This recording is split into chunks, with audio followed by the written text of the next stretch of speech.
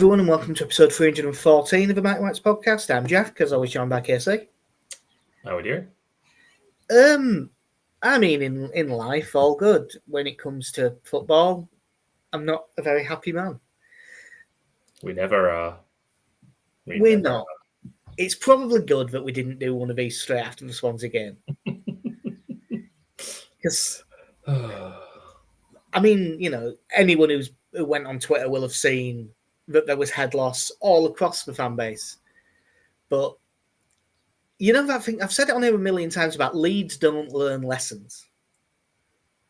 Well, there's lots of silly things and just being a bit weak and making poor decisions across the pitch. But there's one very poor decision that has remained in goal for a long time.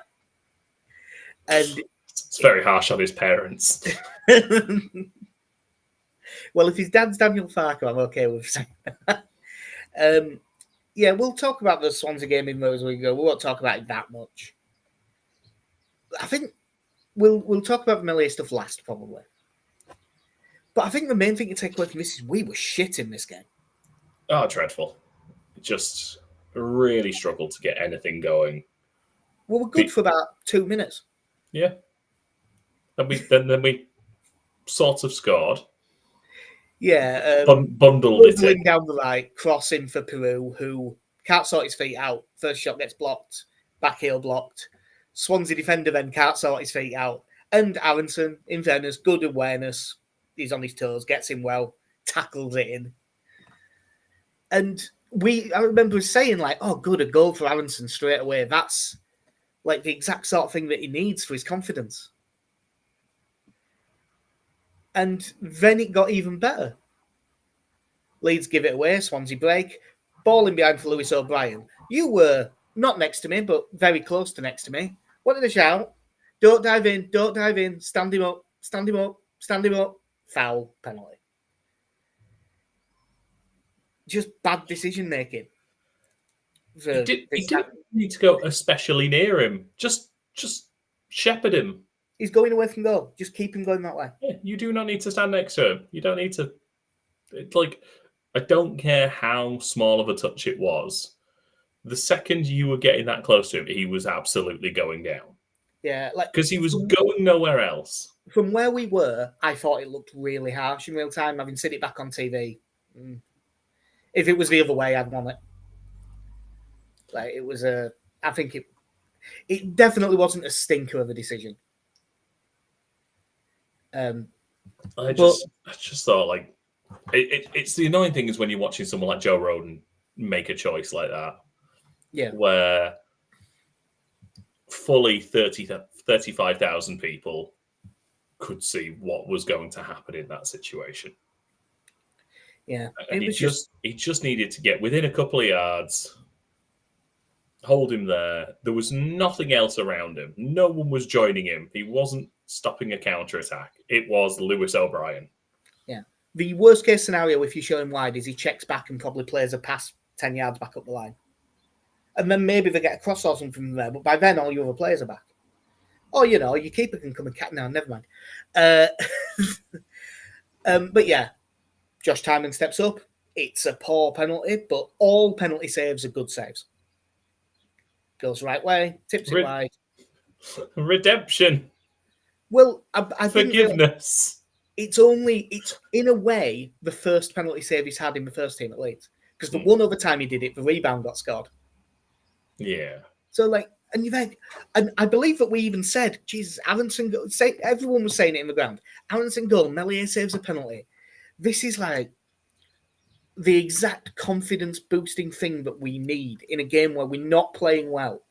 I mean, Swansea hit the post from I think it was Tymon took the free kick, really good ball in, flicked header, hits the post, and just comes straight back perfectly into Meslier's hands. And we're going 1-0 up, having played terribly. Everyone's going, right, like, we have to play a lot better in the second half. And we did play better in the second half. That doesn't mean we played well. It means we played better. But we thought, right, we're finally getting away with one. Which we never seem to do. This didn't get said in the ground, I don't think, by anyone around me, but I have heard other people say it since. that this was shaping up to be Barnsley in the promotion season. Just play terribly all game and nick a win. With, this time a scrappy goal rather than an own goal. And then we come out in the second half, and again, we're all right for about 2 minutes. And although we were better, we still fall into the exact same pattern of just not being able to keep the ball. No real movement. Swansea able to get up the pitch fairly easy, but not as easily as in the first half. Tanaka comes on for Ampadu just before the hour mark. Ampadu coming straight back in, which I was a proponent of, but he didn't look fit, did he?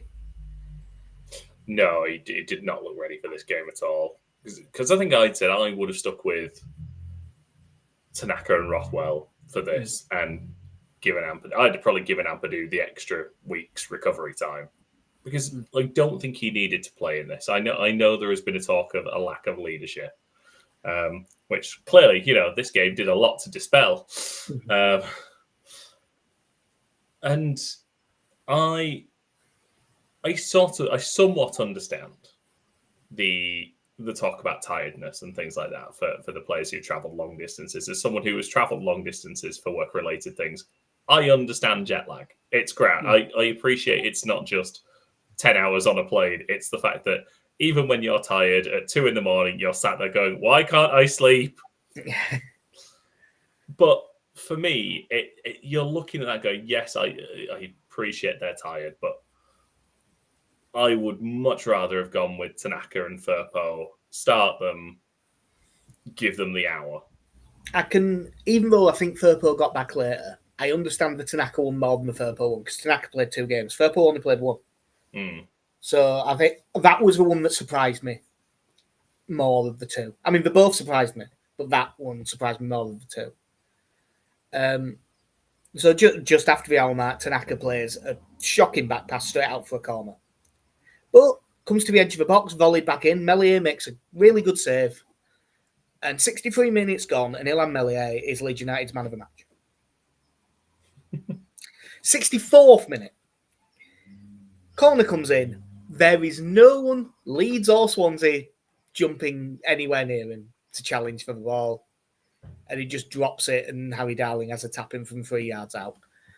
And the noise, I don't think I've ever heard like 35,000 people sigh at the same time. Could feel the gust. Because I mean, it probably wasn't the case in the likes of the South Stand. But no one around us jumped up and went, Meslier, you fucking... It wasn't any of that. It was just, oh God, he's done it again. It was just a head in hands moment. And even when you've saved a penalty in the first half and made some good saves, you can't do stuff like this. Especially when you've just got no credit in the bank. Yeah. I think with one of the things I found with that one, it is absolutely abysmal goalkeeping. I cannot defend that whatsoever.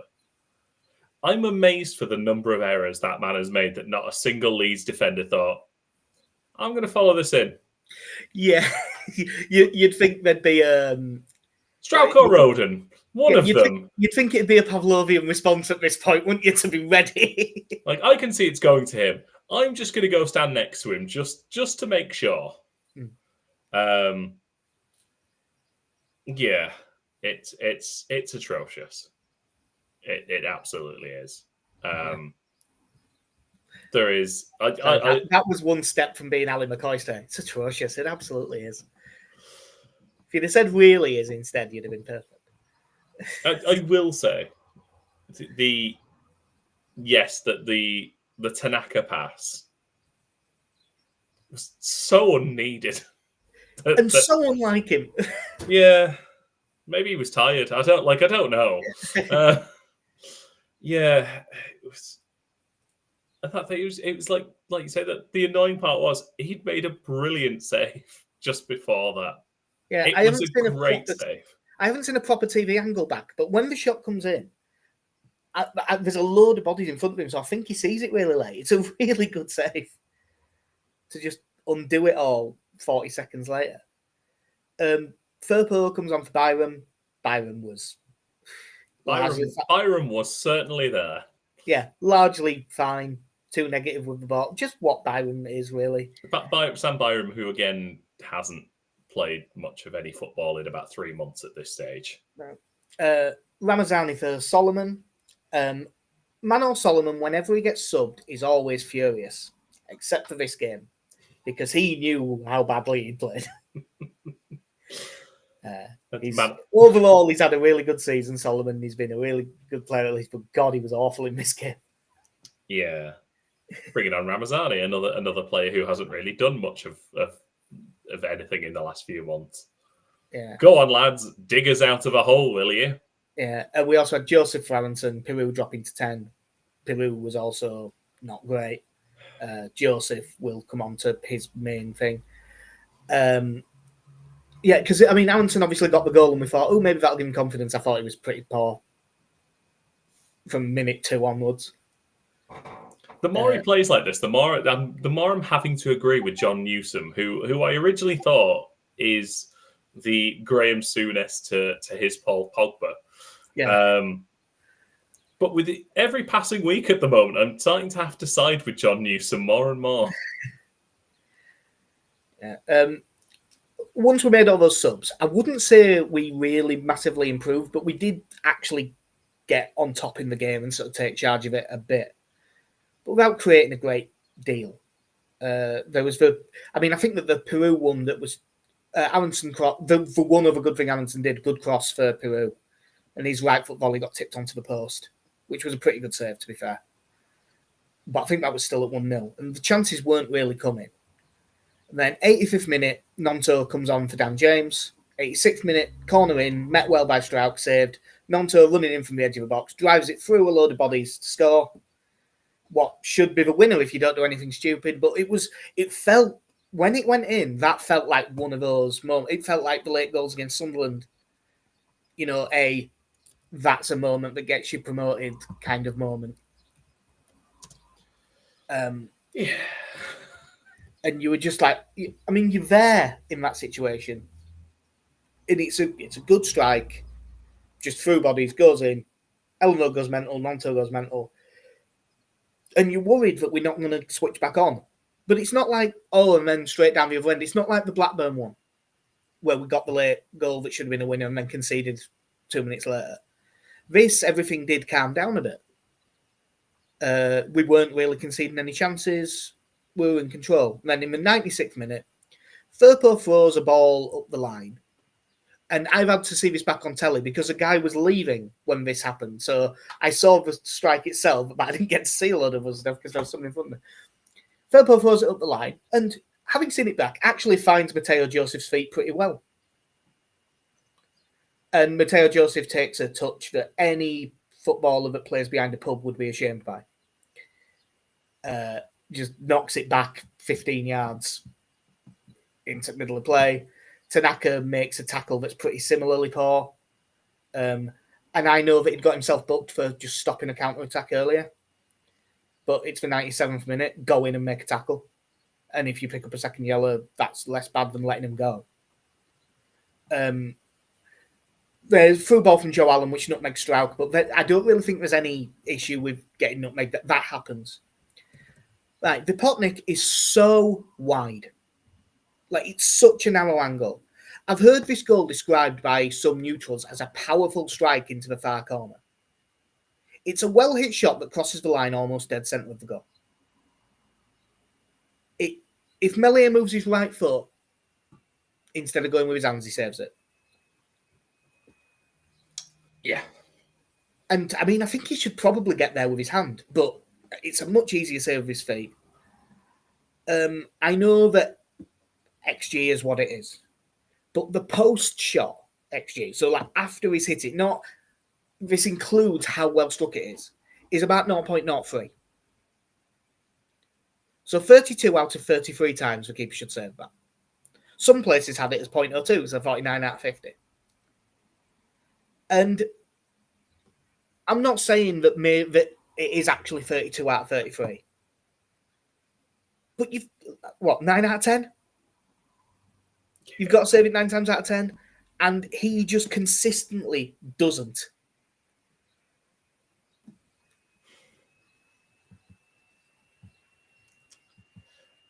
You know, the good thing about the Championship next season. No VAR. No VAR is the good thing. 4 extra games on your season ticket, which, by the way, we've renewed today. Yeah, it is a. I'm going to go. I'm going to use my vocabulary today. I'm going to describe it as a woeful 40 seconds of football from Leeds. Yeah, I think that's fair. I mean, in those situations, the game management to it as well. In that situation, when you're close to your own goal, is that not short throw back, smash it up the line, lads? I would have preferred that, but the second best version is straight up the line. And I was annoyed at don't get me as well, until I saw that he actually found his man and it shouldn't have caused any issue. I mean, don't get me wrong, Joseph should absolutely bring that. That is bread and butter. That is an unchallenged ball that's coming down with not a lot of pace on it. You should sort that out. Joseph, I was also pissed off about, because I think about 90 seconds earlier, he found himself in the corner with the ball. And at no point did it seem to go in his head, I should probably try and keep it here. Yeah. Like, just slow the game down, win a throw-in, win a corner. No. It went I don't know if you remember, but I was going pretty mental at Joseph in the ground because he just wasn't tear-assing around after stuff. And I don't mean 10 yards from their goal or from their box, where it's fair enough if you want to drop off and keep your shape at 2-1 up. I mean, when they've got the ball in our half. And he was like really lazily running about. And I'm like, you've not been on that long. Like, he looks like he's lost all confidence when he's in a Leeds shirt. Looks pretty confident in Spain. Yeah. He's very confident in pre-season. Yeah. But yeah, it's a lack. I think it's a lack of leadership, a lack of confidence in themselves, which is stupid for this stage of the season. And it's a lack of bottle. Yeah, it's all the upstairs stuff, isn't it, that worries you? It's so similar to last season. And I think one of the interesting things to listen to is obviously, especially now at this stage of the season, do you swap Meslier? The argument is he's been shit and costing us points. The problem now, if you're one of the outfield players and Darlow comes in and plays shit, which I'm not ruling out. I've gone on record the whole time saying I don't rate Cal Darlow, and I never have. I'm dying for it to prove me wrong. Yeah. But where do you go from there? Because clearly you've got to a stage where Farker must not rate him at all. He either doesn't rate him or he trains like shit. And whilst I agree that the ball playing stuff is much more Meslier's bag than Darlow's, it's not so substantially different that you can't not change them. No, this isn't confident 19-year-old Meslier spraying passes round all over like he was. Because he's got worse at that as well. Yeah. it's just your dad's favourite move of him going for the throw, dummy. Whoa. Oh. Yeah. As I said before, I wouldn't mind seeing Alex Cairns. It's not going to happen. It's never going to happen in a million years, but Alex Cairns played week in, week out. I know it was League 2 and League 1, but goalkeeper's the position where that matters the least. Because a good goalkeeper in League 2 will still be a good goalkeeper in League 1, will still be probably a pretty good goalkeeper in the Championship. Played week in, week out for I can't remember exactly when he left Leeds, but probably 9-10 years. And it was very rare that you heard about him making mistakes and stuff. There's no way it's going to happen, but I wouldn't mind. But now that he's obviously Farkas said in his press conference that Darlow's playing tomorrow, and I think that means that Darlow plays every game for the rest of the season, provided he stays fit and doesn't get suspended. But there is always that voice that goes, "But what if he chucks one back at net? Like, what if he somehow does the same thing? Like, right. Well, Rory, you're in, son. Well, I'm Because not. Darrell Ambang's gone. Yeah, he's out on loan, isn't he? Yeah. I don't. I think I remember this right. He basically chucked one in against Millwall, didn't he, in the cup? He didn't cover himself in any glory. Yeah. But then there was. I mean, my abiding memory of him is. I'm saying this as if he is long gone. Is his absolutely pointless performance in the Salford penalty shootout. Oh yeah, the one time where I came in and said, "Look, you can never ever say anything about a goalkeeper not saving penalties because they're not expected to." However, there was like 9 of them and they didn't get near any. Yeah, you think the law of averages has got to get you near one of them. No, I'd forgotten about that, but yeah, it was the first time I'd ever seen people properly getting mad at a goalkeeping performance in a shootout. Admittedly, as I've said, I don't particularly like Cadal, but it had to happen. He just had to drop Meslier this time. I mean, he should have done it after Hull.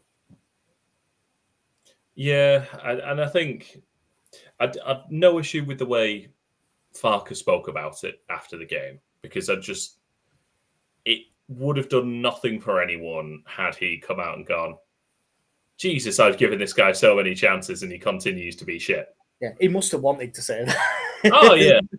I mean, what was his wording at the time? It was like, I cannot explain it, I believe is what he said. I cannot explain it. And there's a lot of people going, I've got a rough idea.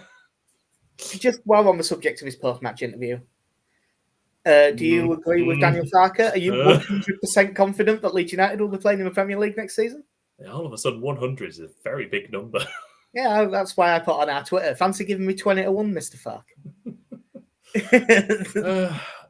Not 100%, no, but I think if we were 4 points with 2 games left, I don't think I'd get there. Yeah, you might be 50-50. Yeah. I just thought it was a very big statement for someone like Farke to make, because Daniel Farke is, and I have no issue with this, is one of the dullest people for a press conference. Because I don't think he gives you a right lot, because he just doesn't want to. And I don't think he has to. But he is very, I believe in this group. They are a nice bunch of lads. They train unbelievable hard. But you very rarely, outside of him talking about injuries, do you get much from him. Yeah, it doesn't happen very often. So for all of a sudden to go, I am 100% confident we will be a Premier League team next year, is quite astonishing. Now, I wasn't expecting it. No. Now, whether because he is like he is the vast majority of the time, this is I'm going to light a bit of a fire under their ass, but I'm going to do it in a way that's not knocking them or the way they're playing. Because I think he is the biggest proponent of, I will say as little as possible that will be taken in a disparaging way. Yeah. Apart from after the game picking out Altanaka for that pass. Well, there's always got to be a Tom Lees in the group, hasn't there? Yeah, while not mentioning Meslier. Or that one that West Brom game a couple of weeks ago where Joseph hit the bar and James missed an okay chance late on, but not that much of one. And he comes out after the game and goes, they've got to be scoring. No, that was Andy Hinchcliffe. That was it. He seems to pick odd ones sometimes. Just pick those who can take it. Yeah, maybe. It might genuinely be that. Do you think Altanaka doesn't know enough English? Just blame it on Tibor. Yeah. So Darlow back in. Hopefully, it'll give him a bit more confidence at the back, so that he doesn't even have to face any shots. That'd be nice. But I mean, I've just been thinking while you were talking, like there's some other games that people went, but just ones that I think are like absolutely certain. Portsmouth at home opening day, that's 2 points. Sunderland away, where I still don't know how he did that, 2 points. Do you remember the goal that we conceded away at Preston? Yes. Like, such a weak shot at these near posts and he fumbles it in. That's 2 points. At least you better believe that's 2 points. At least 2 of the goals at Hull. At least 2. Some people blame for the third one as well. Because he does come to punch and get nowhere near it. So that's 2 points. I still think that one at Portsmouth is his fault. It's at least partly his fault, and I reckon more than half. So, that's a point. And then the game against Swansea at Ellen Road, that's another 2. So that's 11 points. And that's without being massively... And I think that's without being harsh. Because there's somebody you could add to the list if you wanted to. I thought you were going to say, and that's being kind. No, I think that's being fair. There's some people said, like, oh, Norwich away. And yeah, it's a shit penalty from Sargent that goes basically down the middle. But it's still a penalty. I'm not going to have a go in for not saving that. But, like, some people had the West Brom header looping into the far corner because he's too far across to his near post. But I think that's a really good header. Yeah. So I'm not going to blame him.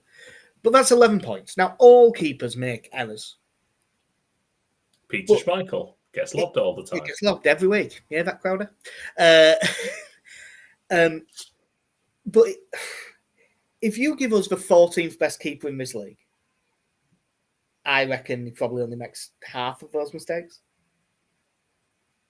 If you sign Victor Johansson like everyone wanted you to, we're probably 10 points clear. Yeah, it's so hard to watch, I think, with Meslier at this point, because I've seen it. There is clearly something there. Yeah. When I was looking at 19, 20-year-old Meslier, I did not see this coming. I was hoping he'd be number one for like 10, 11 years. And the thing that worried me was that he wouldn't be, because he'd be moving up to a Champions League club. And I basically couldn't have been more wrong. Yeah, it genuinely feels like his confidence was destroyed kind of those last 18 months in the Premier League. And, he's just never recovered from it. Well, I can't actually... It wasn't... Because Allardyce dropped him basically straight away. It was before that one of the... wow, his name just disappeared. Javi Gracia. He was the one that actually dropped him on it, because he had a run of about 4 games where he basically chucked one in every game. Yeah, and then in came Joe Robles. Yeah. Kill for Joe Robles. But games like that on Saturday are why fans... And this is the bloody weird narrative I'm saying now. Oh, Leeds fans all said that they'd won it. No, fans of the 23 teams that weren't Leeds all said they'd won it. Leeds fans said, no, it's us. It could happen yet. Yeah, famously, an optimistic bunch that we are. But if you look at... That's what people think Leeds fans are. People think Leeds think they're going to win every week. No, Leeds think they're going to fuck it up constantly. No, we're just loud. Yeah, we're loud about it. When it goes well, we are then very loud afterwards. I just think that neither Sheffield United or Burnley do what we did on Saturday. No, at least way less. I'd be, if they're two. I know that Sheffield United did it at home to Bristol City, didn't they? They conceded like a 97th minute equaliser, but that's like their only one. That's why we can't afford to throw things away, because I don't think they're going to throw things away. Yeah. I think I said to you after the game, and I don't know if this is sort of changing the narrative afterwards now. Yes, Sunderland and Sheffield United were fantastic feelings in how we won those games. But I would say since we beat Watford 4-0, we haven't really played that well. I'm just basically going to look at the fixtures in order because I've forgotten. I've got them here. So we go straight from Watford, 2-1 win over Sunderland. Leave it late. Fantastic. Yeah, like we weren't great against Sunderland. After the first sort of half hour, we were pretty good against Sheffield United, but the first half hour we could have been 3-0 down. Yeah. On to 1-1 with West Brom. We were the better team in that game and should have won it, but we weren't great. Portsmouth was right. Millwall was, I would say, a routine 2-0 win. Yeah. 2-2 with Queen's Park Rangers. 2-2 with Swansea. Shot self in foot. Swansea shot self in foot. Yeah, it has been a while since we actually played well. Like it's, and we've come out of it with 1 win in 5. Yeah, you do still need to play well, even if you're better than the other teams.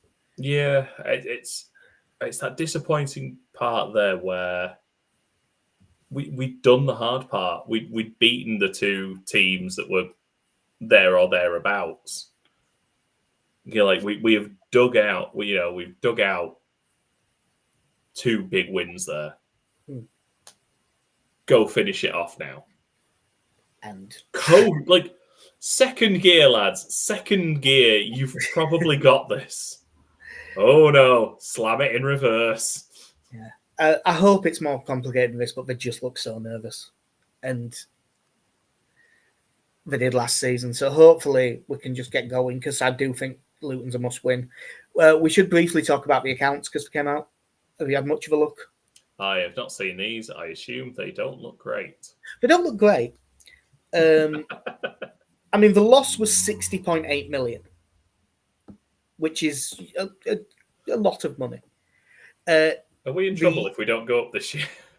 Well, like last season, we said if we don't go up, we're going to have to sell a load of players. Well, if we don't go up, we're going to have to sell a load of players, but probably even more than last time.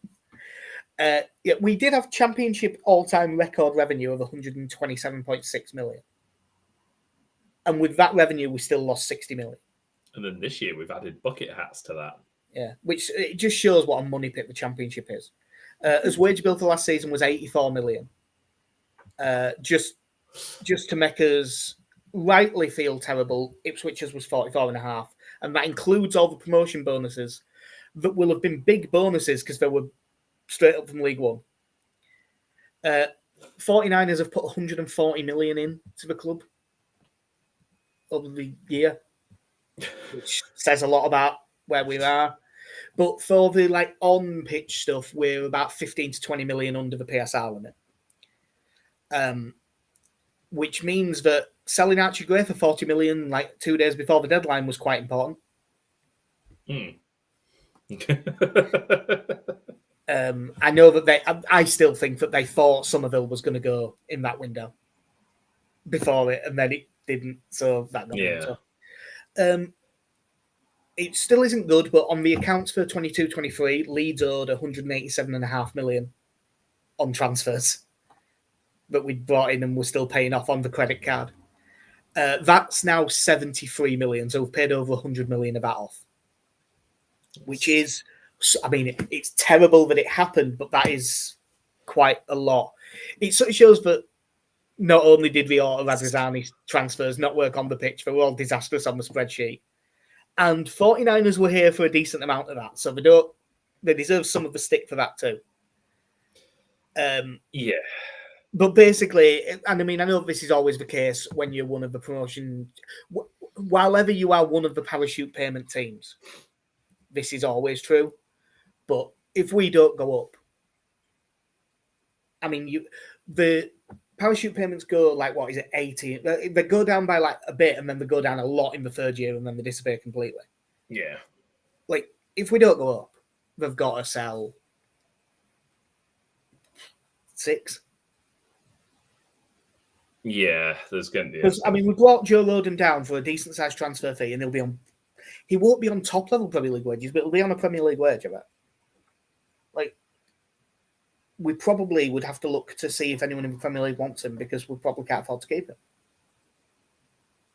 Could we get Liam Cooper back? As director of football, he sounds like what he fancies. Yeah. So just go up, lads, please. Because what is it? Just fucking win. Yeah. And Right, Jesse, talk. I'm going to go on mute for about 20 seconds. Excellent. I've got this. Don't worry. And speaking of just fucking winning, Leeds are going to London adjacent Luton. And as we all know, wonderful, wonderful trips have been had in London. It's an early kickoff, which we have famously done so well in this season. And it's a really small, packed, tight stadium, which again, we've done well in recent weeks. Yeah, it is all of the kryptonite all at once, isn't it?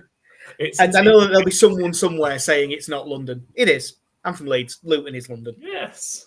So tell me the name. Tell me the full name of the airport. There. See, told you. And they're in. I know that this is weird to say because I'm still 23rd. Yep. I mean, they've won 3, drawn 1 of the last 5. I know that it's not like, yeah, a couple of them are teams around them, but at this stage of season, those are difficult games. They beat 1-0 against Portsmouth, lost 4-0 at Burnley because they're just no help. 2-1 win at Cardiff, 0-0 against Middlesbrough, 1-0 win at Hull. I mean, that's pretty decent going. Definitely improved since Matt Bloomfield came in. Their team is relatively easy to pick because they don't change much. It's 3-5-2/5-3-2, depending on how much the wing backs going forward. From the look of the last 3 games, there's only been one change and it was injury related, so it'll be the same team. Thomas Kaminski in goal, who was really good a couple of years ago, but he's had a bit of a Meslier where his numbers have fallen off a cliff. So, get shots in. Back 3, Amari Bell on the left, Mark McGuinness at centre, and the excellently named Christ Makoso. That's a great name. Yeah, who I believe I saw someone somewhere mentioning he has a bullet of a long throw as well, which is always a worry. Left wing back, Alfie Doughty is probably their best player. Gets up and down well. He's really good on the ball. Passing's good, and he takes a great set piece. Right wing back, probably Isaiah Jones, who was signed off Middlesbrough in January. Who was a pretty good player. He normally plays a bit further forward, but he's a wing back in this. He has been struggling a bit with injury. If he doesn't play, it'll probably be Reece Burke. Midfield 3 of Jordan Clark, Liam Walsh, and Taylor Asgard. The one that was at Wigan, who everyone rated. He gets really good on FM. That's probably why you've seen it.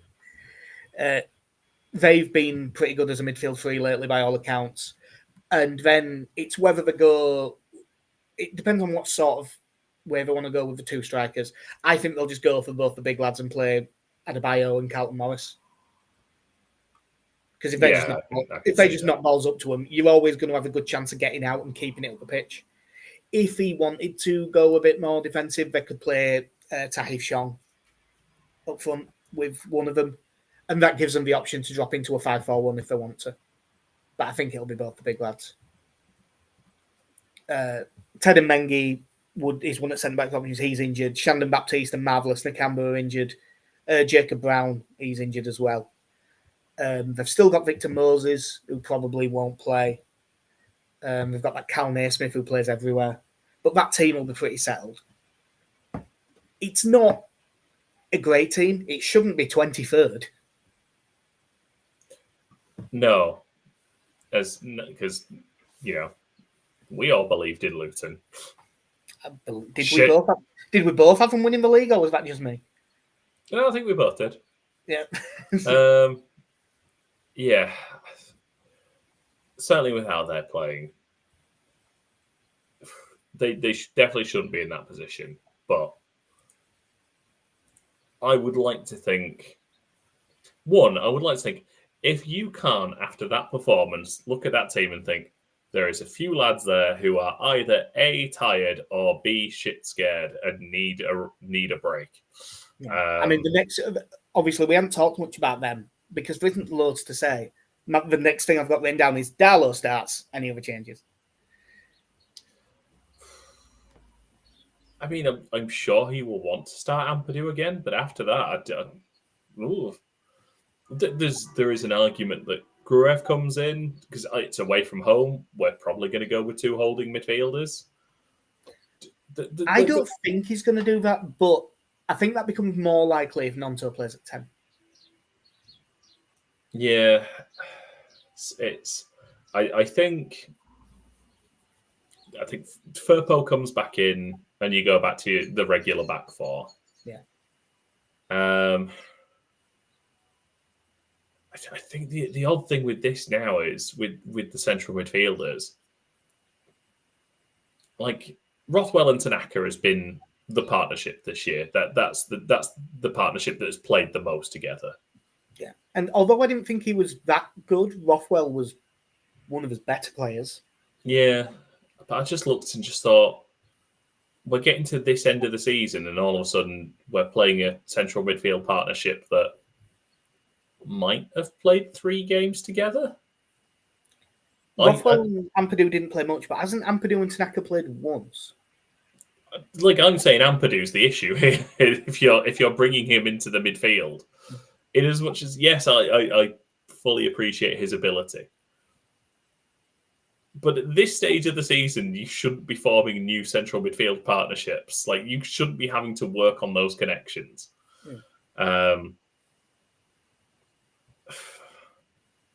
For me, for the rest of the season, I would be perfectly happy if you went Rothwell and Tanaka and just went, these are the 2, these are the ones that have played together all year. And I know that shits on Farke's thinking of, well, Ethan Ampadu is the most important footballer in the world. But if he's fit, I would always play Ampadu. The problem was that he didn't look fit in that last game. And I don't know how much more fit a week is going to have made him, given how long he was out. I think he will start. I think it's going to be him and Tanaka. I think you're right. I think it'll be those 2. I would really like to see Dan James come out for a week. He has had having won February Player of the Month, he has had a poor month since. Yeah. Either is tired, is anxious, whatever it is, I just don't think he's played that well. And in spite of the evidence of him not playing well, he is always the last of the players to be subbed. Solomon always comes off before James. Yeah. So if you're going to make a change, I wouldn't mind this being the game to do it. And we do have to remember that we'll play again Tuesday. Yeah, so use the squad. You've got it there. But whether he's willing to change Aronson and James at the same time, I have my doubts. Yeah. I think that it'll be James, Nonto, Solomon, who are up top.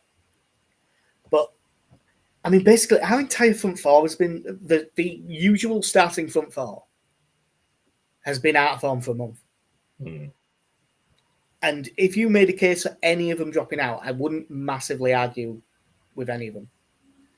Well, including Peru, and I know Joseph came on and played badly, but if someone said, "Oh, we're going to start Joseph for this game," I wouldn't be like up in arms about it. I don't think I'd do that. I would leave Peru in, but yeah, I think for me, I've seen so little from Joseph. We are, of course, forgetting what the real galaxy brain move is, and that's Peru at 10, Patrick Bamford up front. And if he was actually fit, I don't think it's the worst idea. He won't be anywhere near fit. I do wonder if he might sneak onto the bench. But as we've said before with Bamford, he's not, even when he's at his best, he's no good at coming off the bench. No, you start him until he gets injured. Yeah. It's a bit like Byron. I feel a lot better Byron coming on for the last 10 minutes than him starting. And it's not because Byron does it wrong. I just don't think it works as well. Yeah. There is an argument for so many changes in this team, given our last couple of performances. There is also part of you does think I understand the idea. Sorry, there's an ice cream van clearly going past. Yeah. Hey, it's quite warm today. I'd love an ice cream. Yeah. It's so loud. Hey, guess you're going to get copyright claimed here, mate. Look, I mean, like, today's the day. Now we're still here, and we showed Premier League footage once, so I think we're okay. It got taken down awful quick. Oh yeah. There probably is an argument to saying at this point of the season you should be starting your strongest team week in, week out. The problem is our strongest team is not playing well. Yeah, he's knackered and not looking mentally the best. And again, I think that we're very much coming to the end game now of this team has to go up. Otherwise, it's the end of Farke. Oh, yeah, that is the one thing that I can give him on that I'm 100% confident that Leeds will be playing in Premier League next year. There is a little bit of what have I got to lose in that statement. Because if we don't, he gets sacked. And rightly. Yeah. Because I think, unfortunately, we obviously there has been the full thing of we've never fully embraced Farke. He's a stepdad, isn't he? Yeah, he's nice. He's tried, and he's not tried to impose himself. But it's just there's just always been something. And we got past the Sheffield United game, and it was like Tommy Dreamer holding his arms out. It's like, oh, we finally embraced it. Oh no, we've dropped points. Never mind. Let's sod that. That's gone. We had a good run, Daniel. Yeah, and it's sad because I like him, and he's head and shoulders above Jesse Marsh tactically, which I know is not saying a lot, but I liked Jesse for a period. But there is so many things, even when we have been winning games, where you just sat there going, "This could be better, though, couldn't it?" Yeah. And I know we've been spoiled. I know we have. But even then, you're just like, 55, 60 minutes is an entirely reasonable time to make a substitution. It's not. It's 15 minutes too early, mate. On a good day. I must admit, I'm really nervous about this one. I wish that I could have more confidence. I just don't. Both Benny and Alex have gone 3-1 win. I haven't yet heard back from Connie. I know that he's working shit hours at the minute. I'm going 1-1. Oh, I was going 1-1 as well. And I keep writing yours in my column. And now you can. Yeah. I only realised when I noticed that I'd given you 8 points for getting a 2-2 draw at QPR, and I was like, hang on, I said that. I even listened back to like 2 minutes of the podcast to make sure I wasn't wrong about that. We should briefly mention the other one. Well, I mean, there's also West Brom and Sunderland, but who cares? The other early kickoff, Coventry at home to Burnley. Last time, Frank, you let us down once. I said very nice things about Frank Lampard, and they were awful and got hammered. So listen here, Frank, you balding prick. You're a rubbish football manager and a rubbish coach and a shit person. Prove me wrong. I'm so sure we're losing to Coventry in the playoff final. I mean, we are getting beat by Coventry. Somehow Frank Lampard's going to score the goal. Maximum misery. So, do you give... And how is maximum misery getting on in NXT? Oh, God. Oh, there seems to be a supercomputer that's predicted Burnley win it as well. Yeah. If Sorry, what was that? I was going to say, do you give Cov much of a chance? No, because they've got a shit manager. Because obviously they've been in really good form, apart from the 2 times they've played good sides. Because we got hammered by Sheffield United and we got hammered by us. And Burnley are a really good side. But hopefully, I'm praying for Big Hadji Wright to do us a big favour. Hadji. God, that's... Even I only just know that reference, really. Because that's not even the word. So, yeah, that will do us for episode 314 of My Rights Podcast. We reckon we'll probably be back Monday night. Well, Monday evening. Because I'm finishing work at 5, so we should have time to get one in then, because we're then away at Middlesbrough on Tuesday. Hopefully, we're going into that off the back of the win, and hopefully Burnley have screwed up. I mean, Sheffield United are away at Oxford. I really don't see that causing them any issues. So that's why I barely even brought it up. But if we could get back on track with a win, hopefully that bit of confidence can permeate through the squad and they can start to remember who they were a month ago. That would be great. It would be useful, wouldn't it? So that will do us.